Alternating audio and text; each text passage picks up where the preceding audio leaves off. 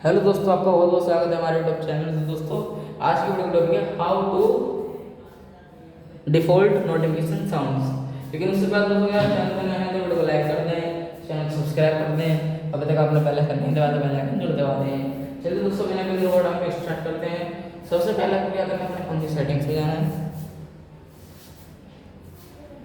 Settings में जाने के बाद दोस्तों ऊपर यहाँ दिख रहा होगा आपको लॉक स्क्रीन के सेकंड ऑप्शन पे साउंड इज वाइब्रेशन, इस पर क्लिक कीजिए।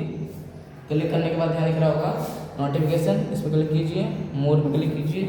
अब वो आ रहा है डिफ़ॉल्ट, तो आप डिफ़ॉल्ट के लिए सबसे पहले वाला यूज़ कीजिए। सब ये था, इसी के साथ जो हमारा नोटिफिकेशन साउंड है वो डिफ़ॉल्ट हो चुका है।